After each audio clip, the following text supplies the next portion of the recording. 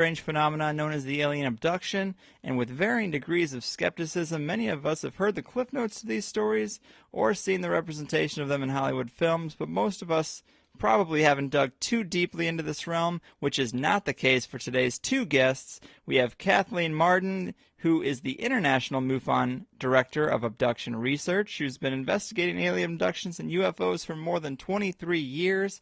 She's also the niece of the famed Betty and Barney Hill, who are probably the most well-known experiencers of alien abduction. Also along for the ride, we have Denise Stoner, which is probably the most appropriate name for a HighersideChats guest to date. She's also spent over 2 decades researching the phenomenon herself and has some pretty compelling personal experiences as well. Together, they're responsible for the Martin Stoner Commonalities Among Abduction Experiences study, as well as their new book, The Alien Abduction Files, the most startling cases of human-alien contact ever reported. Ladies, welcome to the show. Thanks. Hello. Great to be with you. Yeah, it's a real pleasure. We cover a lot of fringe topics on THC, but we've had several guests come on and talk about UFOs and the technology involved. A man you're familiar with, Stan Friedman. But we haven't really dug into the alien abduction side of things. So I'm really psyched about this. I've always loved hearing about these cases. But, you know, one thing that always kind of has nagged me is the sort of basis for a lot of this information is recalled through hypnosis. And hypnosis itself, I'm a little sketchy on. I mean, I've seen it in a lot of comedy clubs used as a cheap trick to get people to do embarrassing stuff for the crowd. And to me, since a lot of this information comes from repressed memories, it's important to talk about hypnosis itself. I mean, from the book, I know, Kathleen, you have a lot of experience in hypnotherapy. Can you kind of demystify hypnotism a bit? Help me believe that it's a credible way of collecting information? Well, first of all, let me state that on the Martin Stoner study, 88% of the 50 experiencers who participated in this study stated that at least some of their abduction memories were consciously recalled, and 67% stated that they had a conscious recollection, not with hypnosis, of the observation of an unconventional craft at less than 1,000 feet prior to an abduction. So that should dispel the myth that all of this is revealed through hypnosis. And you are correct that hypnosis is fallible, that it is possible to confabulate information under hypnosis, particularly if you have a lot of knowledge about this and you have a hypnotist or a hypnotherapist who is asking leading questions, and you might create a story that isn't true.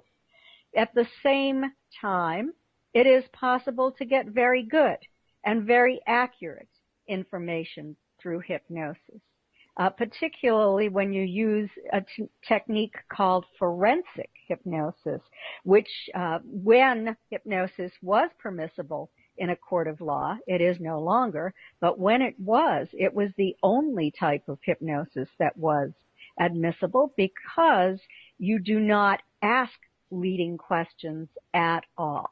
And that's the type of hypnosis that I like to use when I do it. I also have therapeutic techniques. I will try to lead someone to confabulate something just to see if it's possible. Mm-hmm. And that will, as a marker, so that will give me information about whether or not the story that I'm receiving is in fact true. And I will warn the witness that I want them to give me only information that was real and that was true. And, so that's really important. I also have information, and Denise has this as well because she too is a hypnotist, but we have information that most people don't know about it. It is only the leading people in the field who work with experiencers who have this information. So if we hear this secret information, we will know that we have what is probably a real alien abduction. That's super interesting. I mean, in the book, you do have an example that really struck a chord with me where something like 27 kids were kidnapped and killed off a bus, and the bus driver... They weren't killed. They weren't killed. They were not killed. No. They were just kidnapped? 27 students were on a bus, and were kidnapped and buried alive. The driver escaped and led the kids to the children, who were released to their parents. So the kids survived this. Wow. And the bus driver underwent forensic hypnosis and remembered the license plate of the kidnapper's van. And this led to the arrest and successful prosecution of the criminals. So you can see that it can be used to solve a crime. Yeah, I mean, that was pretty validating evidence to me. I thought that was a really interesting anecdote. Well, all right, ladies, let's just dive into the deep end a bit. I mean, the things that you've done that I really like is you've gathered information and surveyed experiences to look for like the similarities among them, which I think helps to make them seem more credible. If they're consistent with other people's experience, then they fit inside the box. But it also helps create a narrative or an outline to the phenomenon that seems to have like really very little consistent, detailed information, at least in the mainstream. But I think that's great that you've taken that approach. You know, Denise, let's start by talking about your experience, maybe the one that starts the book off with your husband on the Colorado road trip. That's pretty fascinating. Oh, absolutely. We didn't expect anything like that to happen. And what occurred was something we had done all the time, weekend after weekend, for years. We had a beautiful spot up on the Arkansas River in Colorado, and this August of 1982 evening, we had planned to leave by 5 p.m., and that we did. My parents had come from Colorado Springs. They were waiting for us with a longtime family friend, and we left from Denver area, the town of Arvada, and we had the car packed. We liked to reach an area called Kenosha Pass, because that was then a trip across a glacier valley called South Park Valley. And we stopped to stretch our legs and knew that we had it pretty easy from there, no traffic, and we were still going to be in sunlight. So we reached Kenosha Pass, got out, stretched our legs. When we got back in the car, I could see a little town called Jefferson at the base of Kenosha Pass. So when we hit the valley floor, we would notice immediately that we would see that little town sitting there. Mm-hmm. And I would look over, and I saw two lights out across the desert. And in Colorado, you can see forever. So I was looking out across the desert, and I saw two lights, and I couldn't tell if they were real, if they were some sort of strange reflection, anomaly. I wasn't sure, but I didn't mention them because there are odd things in the desert anyway, a lot of the time. So my husband and I were talking all different kinds of topics and just really enjoying ourselves, looking forward to the weekend. And we hit Jefferson and had reached the bottom of the pass. And as we crossed through the little town, about 4 miles past that, those lights came across the desert as if they were going to meet the car, which they did. Went over the top of it, and I was trying to see what was above us, and I could not. All I could see was actually the two lights, and could not see an object attached to it. So I became a little bit concerned, greatly concerned, and I looked briefly to either side of the road, which had rows of large snow barriers. They were wooden. In the winter time at night, it would stop snow from blowing across the road so cars wouldn't get in accidents. Also, at certain times of the year, great big tumbleweeds would blow across the road, and it would prevent those from blowing across also and capture them. Mm-hmm. So I said to my husband, there's something above the car. What's going on? What is this? Those lights have caught us. And I looked at him, and he wasn't moving. He was staring straight ahead. His hands were on the wheel, but he wasn't steering the car. Nothing was going on, and it was... Oh, my God. Yeah, and I thought, oh, we're going to get in a wreck. And right then, the wheels on that side of the car, on the driver's side of the car, just started to move and scrape, and you could hear them scraping on the road because the whole car was going sideways and starting to go towards those snow barriers. And I was wide awake. I knew, and the sun was out, And we lifted then above those barriers just prior to hitting them. Those lights were still above the car, and we went out fairly rapidly across the desert. There were no cars on the road because in the middle of that valley, there weren't any. There was nothing there, maybe one ranch house after Jefferson at the far end of it. And my husband had set the odometer because it was a fairly new car and we felt like we weren't getting good gas mileage. So he had set the odometer, and I felt the car after we had gone quite a long ways out into the desert. Felt the car coming to the floor of the desert, and I was looking around, and I still just saw the two lights. And the next thing I knew, we were all the way across the desert, although it took me a minute to realize that, and we were on the top of a place called Trout Creek Pass. I looked at my husband. He had come to. He was fidgety and restless and nervous and panicky, and I was scared. And I said, what the heck just happened and what's going on? Our daughter was asleep in the back seat, had been all the way across. And I looked behind us. It was now pitch dark. Instead of being 8 o'clock in the evening or just before, it was 11 o'clock. Man. And here we are, the headlights are on. We didn't turn them on. And my husband said, let's pull over a minute. Let's pull over and see what's going on. So he did. And we looked around, and it was cold. It was freezing cold because at night the temperature could drop from a summer heat and then in the desert get quite cold. Mm-hmm. So he said, your parents are waiting for us. We better get going. And so he did, pulled back on the road, and we headed another 7 to 9 miles down the road to a town called Buena Vista. And just outside that, we would turn into the ranch where our little mobile home was. And as we pulled in, my parents and our friend had been walking down the dirt road from their trailer to the ranch house. They were going to wake up the caretaker and ask to use the only phone because we didn't have cell phones. Right. And they wouldn't have worked up there anyway. So they were walking. We pulled up to them. They saw our headlights coming down the road, and we rolled the window down. And my dad said, "Where have you been?" We were getting really, really worried, and both of us looked at my dad and said, "We don't know."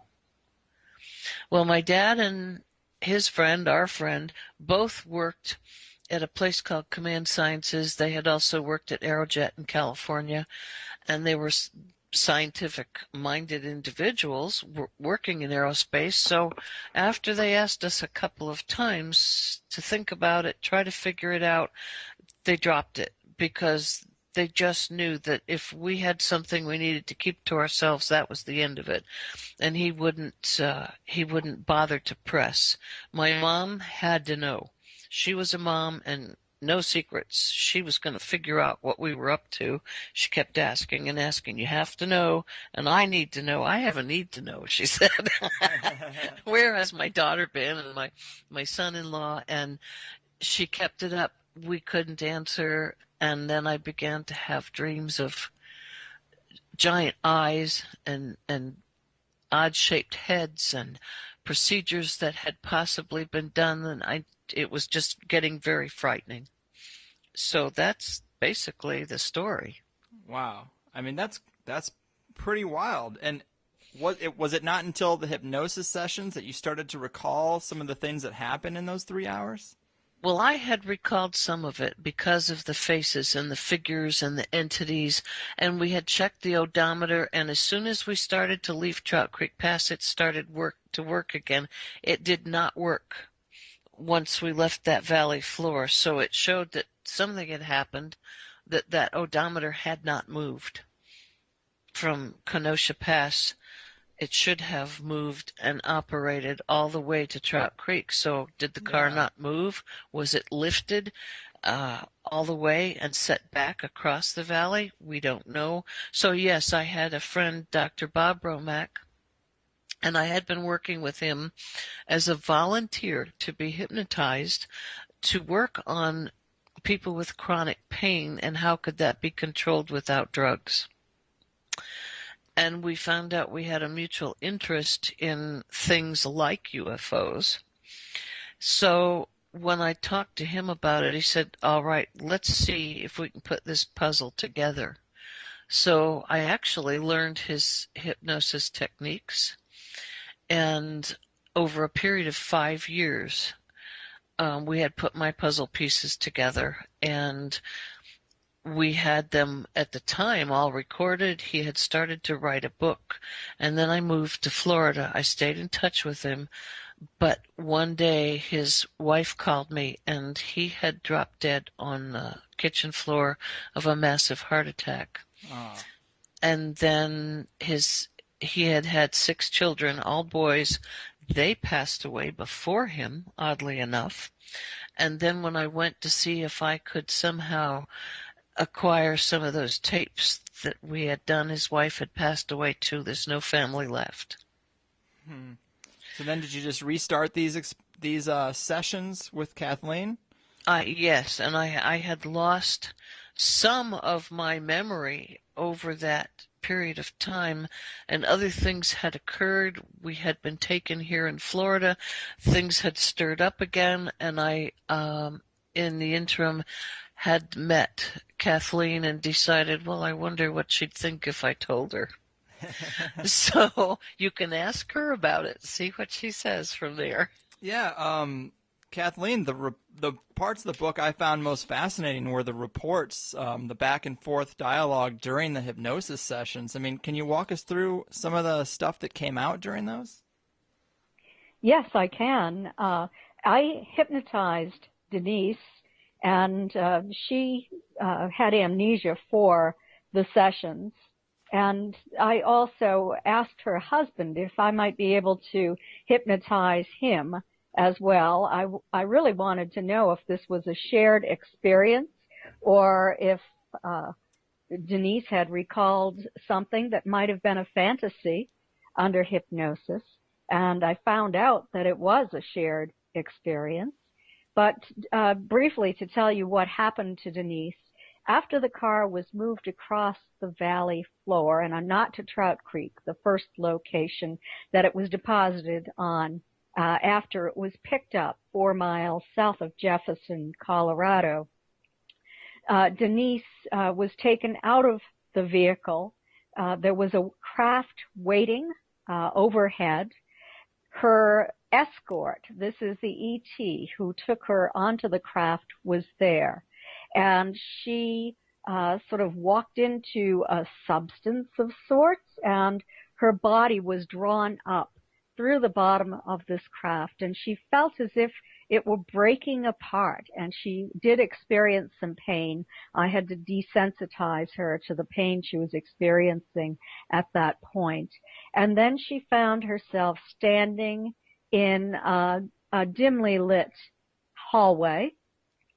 And in that hallway, she was again with her escort, and she observed what she called soldiers. These were 3-foot-tall alien beings, the Greys, the stereotypical little Greys, who we know are responsible for guarding anyone who goes onto that craft, acting as assistants and making sure that they don't leave the craft with anything that doesn't belong to them. Denise was then taken down the hallway, past these little Greys, by her escort to an examining room, and when she arrived there, she saw an individual waiting for her, and this was the doctor, and she was greatly frightened by him. She said, no way, I am not doing this. She actually had, at that point, had to go to her safe place, and I always establish a safe place for a person to go to if they become fearful. And so Denise made the decision that she did not want to continue with the session at that point. And we worked together just talking to each other about this for her to overcome the fear for several weeks. And then she was ready to resume. And what was so frightening was the doctor was insectoid looking. He was about 5 to 6 feet tall, very, very slender limbs and body, eyes that were vertically placed on his head that would open and close with a thin membrane on each side. So he was pretty horrific looking. Yeah. But Denise did recognize him at that point and was taken into the examining room, placed upon a table. What she believes was an implant was inserted into her foot. This was on the end of a long wire, and up her leg she received the telepathic message that this device was there, that it was different than the simple tracking device, because this device could communicate to her and control her behavior. So she did not like the idea of this whatsoever. Yeah. Then a needle was produced, a long needle that had a hollow center, she said, and it was inserted into her abdomen. And we know now that this is in order to extract ova for reproductive experiments that they are doing with humans. And this has been reported hundreds of times by others as well, independently. They also placed something into her eye, opened her eye up and placed something into it. She was shown something on a screen. It looked like a dead brown planet. She didn't know if this was the Earth in the future, or if this is where they came from, or what it was all about. And then she was taken on a tour of the craft.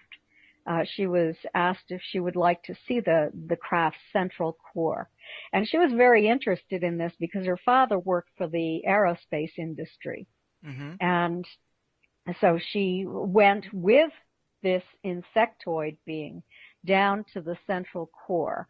And I would really like for Denise to tell this part, because she tells it so well. She's the one who experienced this. Sure. Yeah, Denise, let us know. That part of the book seemed really, it was hard for me to visualize exactly what was being explained there, but I'll let you take a crack at it. Yeah, it affects me even now when I think about it, because I could feel what this central core was all about. They asked if I wanted to see it, and I said yes. Because the fear is removed when you're on the craft, and I don't know how they do it, but as soon as you're on the craft in the hallway, something about who they are takes the fear away.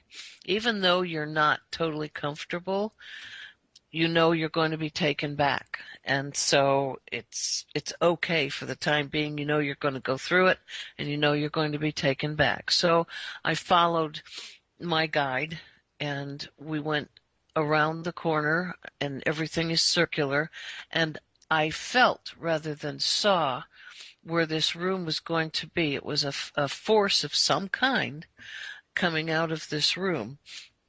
And then when we walked in front of it, I felt it even stronger, and it was as if I was being punched by something I couldn't see. I could feel my muscles and my nerves reacting to it. And I continued on. I went into the room, and there was some sort of environment that I know was biological. I absolutely know it. There were fluids flowing in the floor. There were tubes going in and out of a structure that was enormous at the center, and there was some sort of enormous vial running up and down the center, and again wires and tubes, and also a mechanical portion of it. And I felt the living portion of it, and I felt a connection with it, and it made me feel very emotional. And I also got some sort of message that this thing could communicate with every other central core on a craft that was just like this one, that they all knew where each one was. Man. And should they need to connect with, and I'm assuming a giant mothership, should they all need to do that, that they could and go there, that they could all meet, that they all knew what each other was doing. And at the same time, my nervous system was being pounded with this force, to the point where Kathleen was noticing it. I was not aware of it at the time, but when she brought me out of hypnosis, she asked me if I was aware of the movement that my body was doing, and I said no. And I said, but I do have something going on with me physically that the neurologists cannot diagnose, nor can they treat it, nor can they calm it down with any kind of medication that we've tried. And I said, I want you to know that. So after a little while, I said, could we do this again and see if we can cause this action to come about and record it? And we did. And she has it on film, and she has my permission to show it. If anybody else is going through this and they have no idea what's going on, they now will realize what's causing it. There are certain places on Earth, if I go to visit it, I can feel this type of force similar, and I can't go near it. It's magnetic, I believe. Wow. So she now has a video of what happens. And I want to add, just to give you an image of what Denise did go through, it appeared that she was being hit by pulses or waves, and that these, think of a baseball striking her on different parts of her body, and her limbs would simply fly out, and it was very, very frightening for me to watch at first, as her body was hit by what appeared to be some kind of a force field. And, you know, I had to wonder, I tell you, even with this, if this was, you know, you might think that this is a crazy story, that this craft might be biological. And Denise didn't know any of this information at the time, but there were several other experiencers who have independently stated to me that they felt that the craft was biological. One of them said, quote, biological material is used deep within the energy system of a craft. Another wrote that these craft are living entities, much like bacteria. They live, breathe, function, and create. They are grown from what was initially a hybrid framework. The craft are generic, genetically modified structures. Not all craft have individual operators, but there are certain parts of their DNA replicated. Another said the craft seems to have its own intelligence. It can sense its surroundings. And this information was not publicized, and Denise was not aware of this information, so it came to me independently. That is awesome. And one other aspect I thought was really interesting is it seems like in most of these cases there is a guide. There's one particular gray that sticks with people throughout the experience, and if they experience any pain during the experimenting, they place their hands on the person's temples, and the pain seems to subside. Yes, that is correct. Every experiencer seems to have established a relationship with what I call an escort. My Aunt Betty Hill called him the leader when she was taken. But this is the person who communicates information to the experiencer, who stands by the experiencer while they're going through these experiments, sort of for emotional support. And when they do experience pain, if they do, it is this person who takes the pain away. Man, that's an interesting aspect to the whole thing as well. You know, one thing I always love about these types of stories, I'm really, really interested in the types of aliens that are experienced, or, you know, the idea of different races of aliens. I mean, that seems like so foreign. That kind of thing is so foreign. And these insectoid praying mantis type beings, I mean, there's a lot of people who describe them. I mean, you in your research, have you found a lot of people that describe this being during the type of experience? Yes, I do, absolutely. And it is very interesting that they appear to be working in concert with the Greys. I am only aware of case after case where the Greys and the insectoids are working together. I've heard that it suggested that the Greys might actually be a form of artificial intelligence, like it's kind of the way the ship is. Has that come up at all? It certainly has, and I'm going to ask Denise to talk to you about her opinion of the worker Greys, those the guards, or what she calls the soldiers. But in terms of the taller ones, the doctors and the educators, the scientists, I kind of suspect that those might be sentient beings because they do express some emotions, whereas the smaller ones do not, and they have been observed consuming food, you might say, an intake. Mm-hmm. I'm not going to tell how that is done because that's part of our secret information, but they do behave as if they are alive. And Denise, would you like to explain your opinion of the shorter Greys? Yes, my opinion of this, I call them the soldiers. That's what I feel they are, and they are more robotic. They line the walls and they don't move, and there's no action from them at all until they're asked to or ordered to, or something triggers them. I think had I tried to escape or tried to run or make some movement that was against the wishes of the more human, I guess, if you want to say that, my guide and the doctor, then they would have moved to stop me. But other than that, they just stood there lining the walls in formation. And so those, I think, are more robotic or robots. And so my guide or escort has some human aspects. And I would have to say that it possibly is human. And the way that I would say that is because, or why I would say that is because that and the doctor, the insectoid, studied me and looked at me and tried to understand why I was thinking or feeling certain things.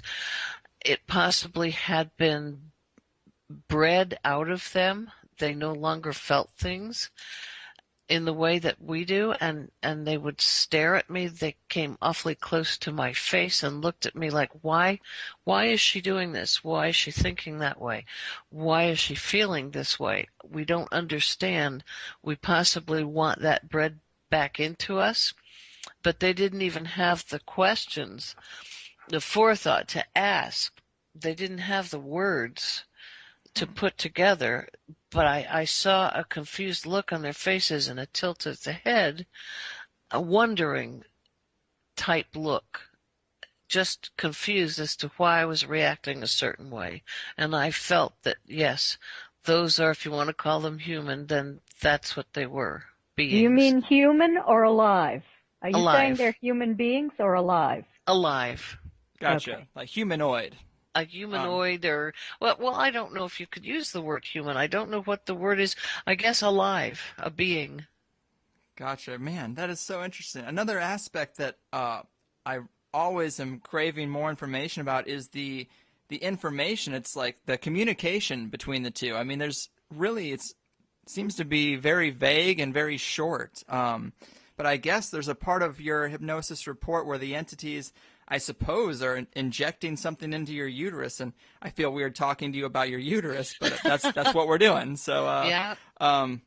During part of it, you asked, "Am I carrying something? What am I carrying?" And you got a response along the lines of, "There are others that stay, look for the little, larger eyes, larger than yours, larger shaped eyes, and they're kinder than us. But you get to keep them." Can you shed some light on that? Is he talking about hybrids on the Earth? No, well, I cannot get this out of my mind, and it's something I'm still looking for the answer for. There was a statement made, and it has to do with some mistakes that they make, because it said something like the ones that are a mistake, so the mistakes that we make, you get to keep, you get to raise them. Wow.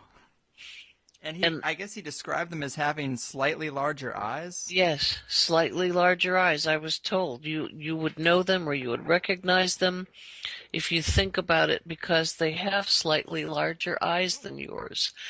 Um, their heads come closer to ours than yours. I remember being told that. Sometimes I have little flashes of memory that come back, even now, that are clearer than even when we wrote the book.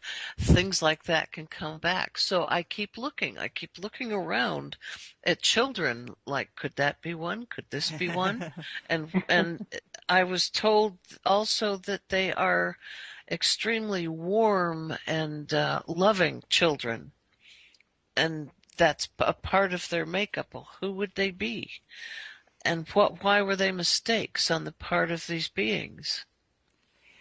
I Yeah. can't, yeah, I have yet to figure that out. I don't know. And those are the ones we get to keep and raise. That sounds so crazy. A long time ago, I heard one account where a woman said she was routinely brought back onto the craft to interact with, like, her hybrid baby, because a lot of them die without some loving contact from the mother, or maybe just any human woman. But it seems like that would sort of fit, because human babies kind of need love, and it seems like these beings are very cold. And so, I don't know, does that pop up often, a theme of women being brought aboard the craft just to interact with babies?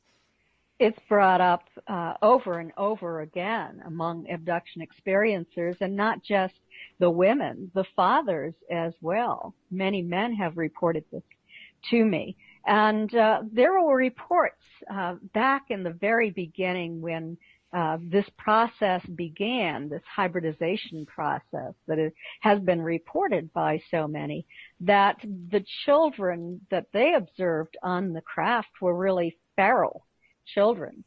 They did not know how to be human whatsoever. And it seems that it would be logical that the ETs would recognize this, and that humans can never be fully human unless they are socialized. And in order to do that, there has to be contact with other humans. But then you have to ask the question, what use is contact if it's happening once a month and not on a constant basis? But it appears that the humans have been attempting to teach the ETs and hybrids that have been raised on the craft to care for these little hybrid infants and children, so that they will behave as socialized beings. Yeah, it's so strange. It certainly is. It's very, very odd. And you know how people who have lost their memory, that have amnesia due to accidents, due to things that their minds just can't wrap around here on Earth, that type of thing, I think, has happened when it comes to these abduction scenarios, because certain things have triggered my memory. One is a sound, and it has to do with an MRI machine. If I was in an MRI machine and some of the sound inside that machine caused me to recall a couple of things. And it's very odd, but it snapped me right back to what some of the entities looked like very clearly. Man. Another thing you wrote about, I guess this was a person that Kathleen had worked with before, a woman named Jenny Anderson, I believe. She Yes. had some stuff that was really strange. Mainly the involvement of her husband.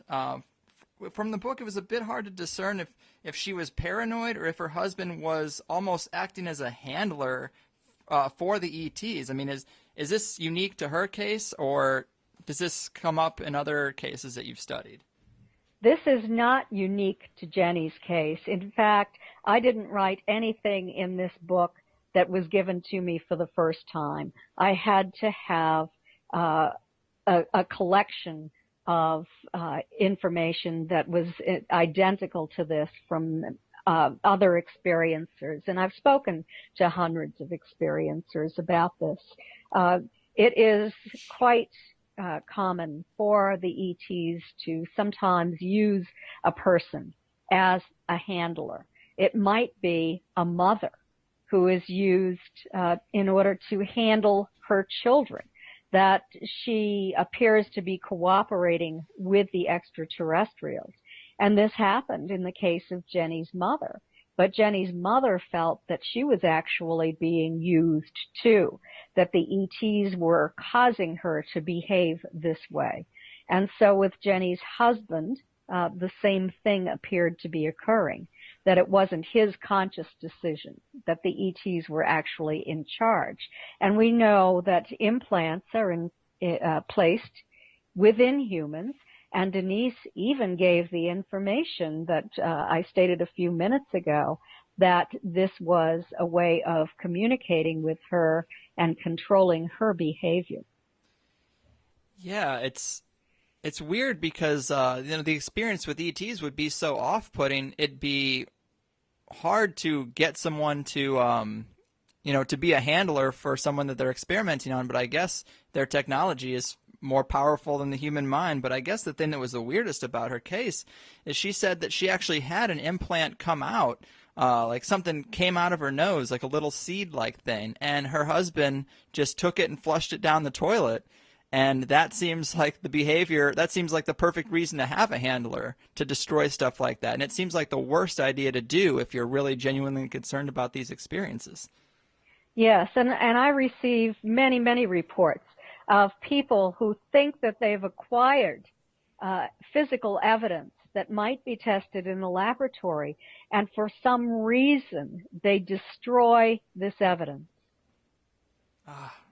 Have you ever seen an actual implant that's supposed to have come from someone? Has there ever been one that's escaped the protocols of destruction? Well, I have seen the photographs of implants that were removed by Dr. Roger Lear and his team in California. He's a podiatrist, and he works with a material scientist to analyze the implants.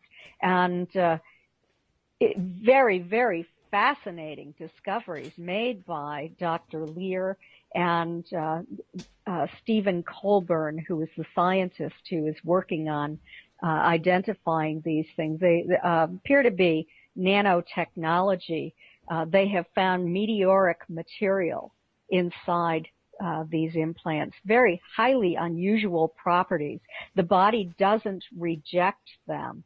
There's a coating on the surface of them, and they connect to nerve endings.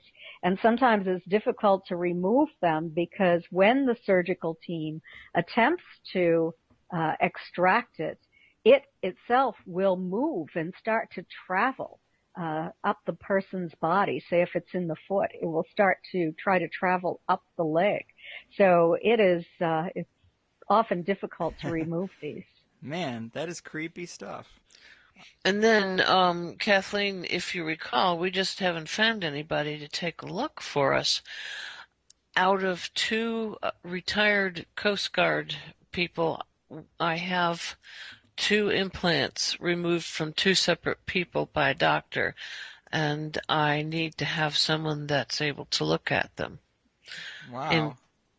And they're both completely different. One was removed several years ago and looks like a little pod split in half. The other one looks more kind of plastic-like. They're 2 different colors, and it kind of looks like a little pod that contains something also. But we can't verify anything until we can get someone to look at it. Man, now there's a lot of crazy stories out there about Eisenhower had met with Greys at one point, or that, there's stories of the Dulce base where aliens are working with humans. Do you think this is something that our governments have any knowledge of, or do you think this is completely independent? If you can even speculate on that. Well, I don't like to speculate. I can say that it's very interesting and it could be possible, but I certainly cannot state whether or not these stories are true. How about you, Denise? I have to agree. I have a lot of thought on the matter, and it just kind of bounces back and forth. Is it? Isn't it? Could it be? And that's just one of those things that we have no proof of. And you have to keep looking and searching and wondering, and maybe one day somebody will step forward and tell us exactly the way it is. But produce evidence. Right. Yeah. Well, Kathleen, with all the interviews and investigations you've conducted, can you tell us a little bit about the different types of entities you've heard about? It seems like most commonly there's small Greys, one or two taller Greys, and then insectoids. But are there other beings people have encountered? Besides the hybrids, people have also reported reptilian-type beings. That seems to occur more out on the West Coast and in the mountainous region of the United States, the mountain time zone. I don't know why that is, but I receive very few reports from the East Coast of this sort of thing. Also, people report perfectly human-looking beings that they've observed on the craft, and don't know if they're humans, if this is what is called a MILAB abduction, MILAB, and they think that it might be some sort of military group or what it is, but there are also ones called the Nordics who are fairly tall and blonde or light brown hair, and they tend to be described as benevolent beings. I've received reports, but very, very tiny percentages of people have reported tall whites, tall goldens, hairy beings, short blue beings. So just a smattering, maybe 1% would report that type of thing. Most people report the Greys or the insectoids, and then next in line is the reptilian type. Man, can we talk about the reptilians a little bit? Obviously they have a huge place in the conspiracy world thanks to David Icke and people like that who think that they are actually in charge of the planet. So it is interesting that on one hand, in a totally unrelated field, you have reports of reptilians, but then also people are getting pulled on crafts by reptilians. Do they have characteristics or anything that makes them different? Can you describe their personalities or their way about them?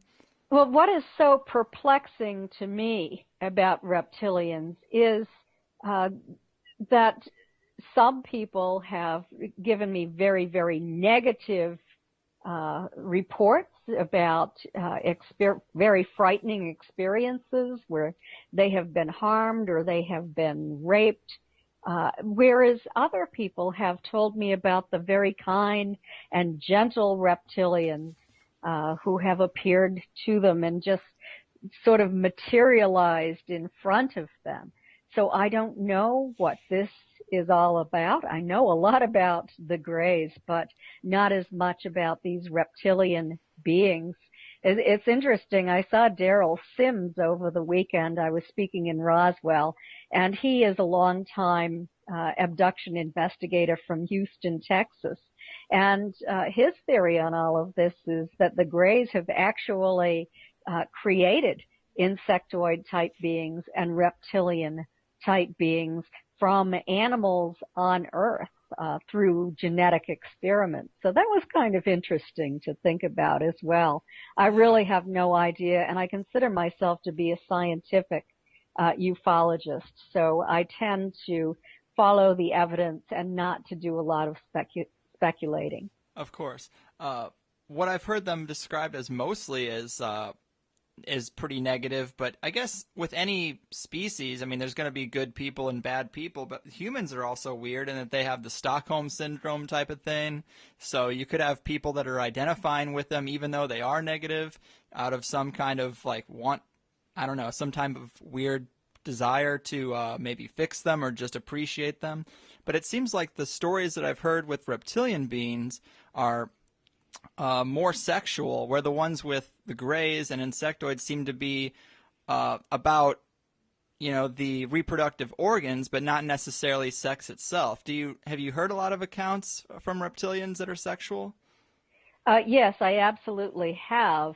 And those accounts tend to be accounts of rape of humans, not consensual sex. Man, that'd be an off-putting experience for sure. Yes, it certainly would. There also in the book, it's very quick, but you have mention of another person, Aubrey Hewen. She experienced like a worm-like creature.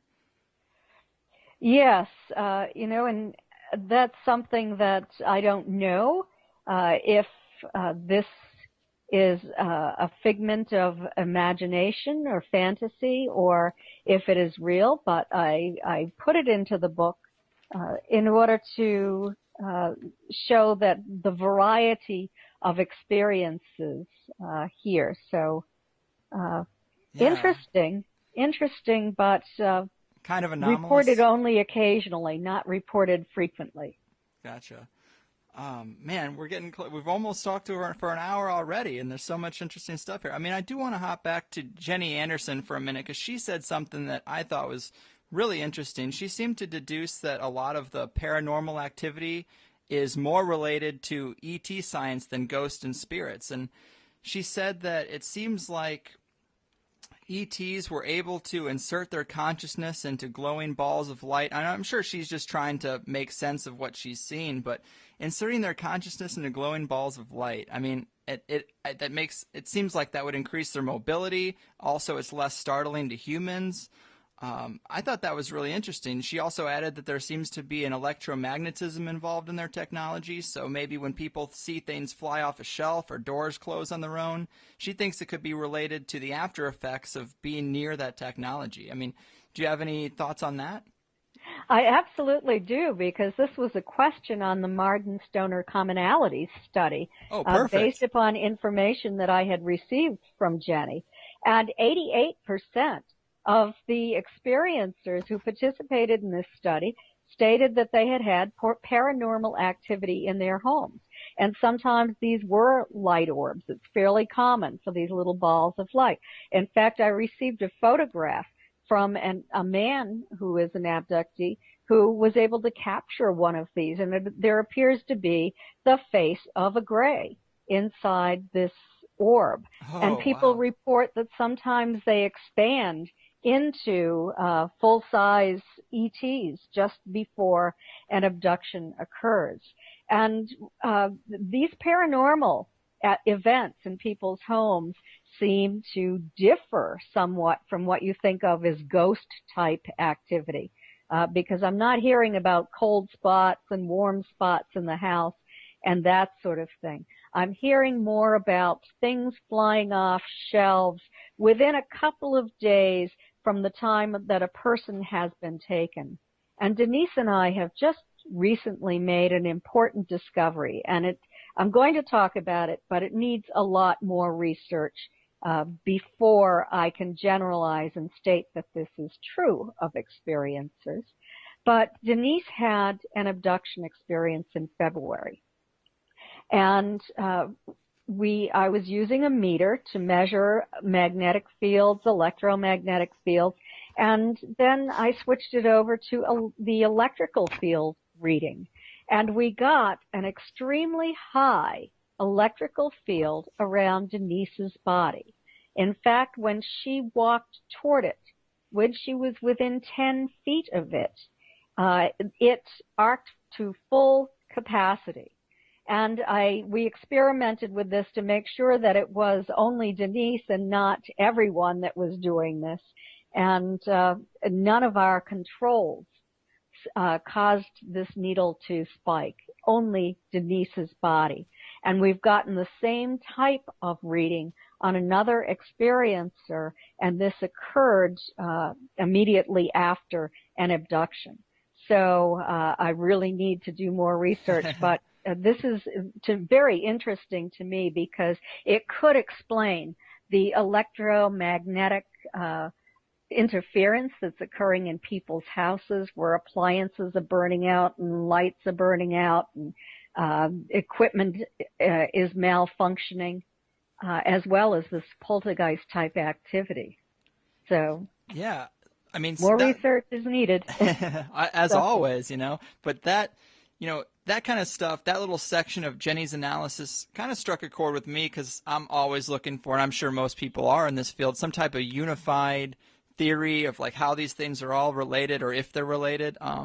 But, she did say that the transportation process from, ground to craft seemed to have something to do with raising the vibrational frequency of someone, which is kind of in line with what a lot of mystics and New Age people believe, that there's some type of ascension or light body that's attainable with when one raises their consciousness. And, that stuff is all kind of vague, but in this context, I felt like it seemed like it made sense. Like there might be some type of ability that humans have that we don't even know about, that we haven't unlocked or tapped into, but maybe the Greys can do it and they can induce it in us for travel. And I wasn't really talking about anything new agey at all. I was talking about theoretical physics here. And we theorize that nothing is absolutely solid, that everything is in motion. True. And that a solid object such as a rock or a wall will vibrate at a lower frequency than, say, the human body. And I talked to some theoretical physicists about this, and what I was told is that it is possible, theoretically, if we were to match up frequency and phase of the human and the solid object, then it would be possible to pass matter through matter, because 99% of the atom is empty space between the protons and electrons. So I was even told that it has been done on a very small scale in a laboratory. So this is very interesting to me as well. Yeah, we're catching up. Yeah, there are so many things that are associated with this. We're trying to discover what this is all about. Then we're finding out there's possibly a sound associated with this, and if so, how many hear it, and what does it sound like? This can go on and on. So many questions. Yeah, I mean, and to try to broaden this out before we go, we talked about the studies you've done of the analysis of many other people, the commonalities among abduction experiences study. And can you point out some of the things that have happened, that like some of the results you found from there? Because like you said, 88% have paranormal activity in their homes. What are some of the other things that were common amongst the group? Well, we found that 88% stated that their abduction memories were consciously recalled. 67% saw a craft at less than 1,000 feet before they were taken. 56% stated that they consciously recalled non-human entities immediately prior to the abduction when they were outside their homes. 76% stated that they were not alone when they were taken. 62% said they had conscious recall for at least part of their experience. 43% stated that witnesses reported the observation of a UFO near their house, vehicle, or tent prior to or during an abduction. 58% stated that they were aware of having been examined on a craft. Most do wake up with unexplainable wounds or black and blue marks on their bodies, sometimes in the shape of 3 long fingerprints, for example, or triangular-shaped pieces of skin that appear to be removed, or scoop marks where a little piece of skin is cored out. We also discovered that there is a much higher rate of migraine headaches and chronic fatigue and immune dysfunction syndrome among experiencers than in the general public, and that nearly 75% of experiencers lie awake at night, fearful that they might be taken, and that this has a big impact upon them. And it's something that we're attempting to work on. You can imagine being awake until 4 o'clock in the morning, sleeping for 2 hours, and then going to work the next day. So that is something that really concerns us. Another weird one is that a high percentage said that they crave salt, and that was a big surprise to me. Yeah. 72% said that they are more sensitive or intuitive than they were before they had these experiences, and have become more psychic. Man, one of the other weird ones that I saw in there was that 50% say to have experienced some type of healing abilities, and Denise apparently had this for a short time with animals. Can you shed some light on that at all, or elaborate on that?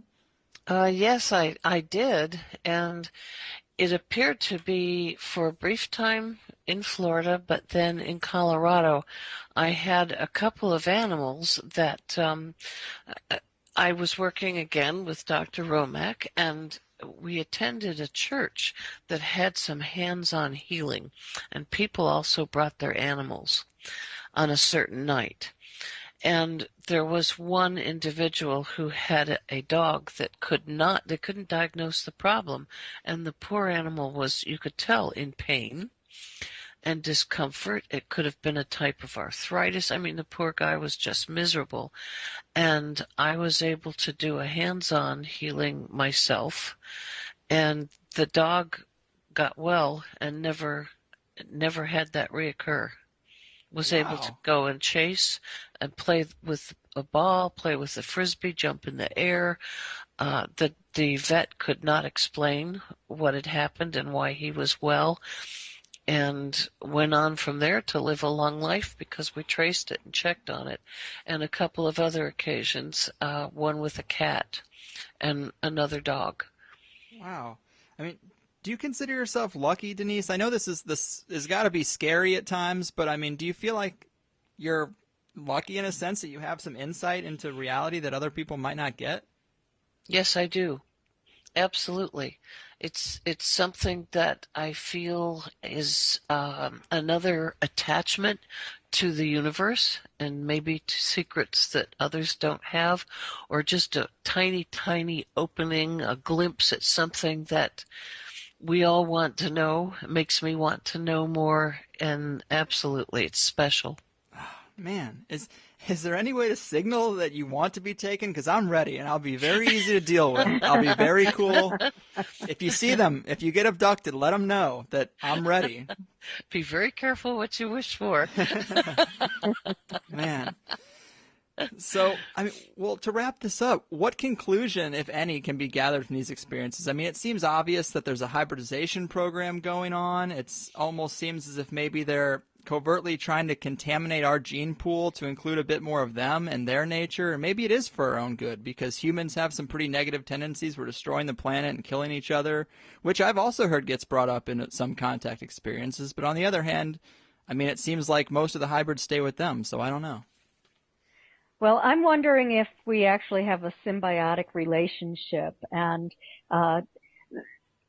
they are obtaining genetic material from us and for their own benefit, but that they are also helping us to perhaps move forward, I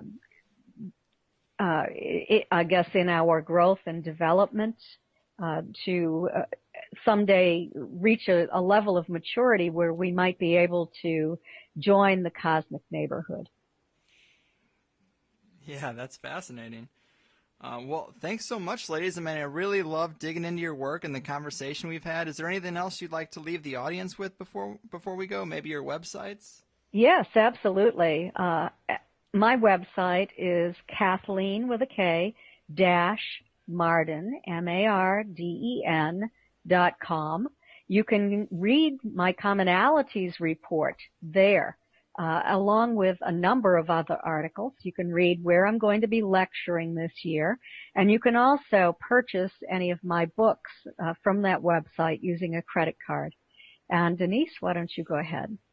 Yes, I have Denise, Stoner.com is my website, and you can purchase our book there also if you want an autographed copy, and also our brand new commonality study questionnaire is there, both of our websites.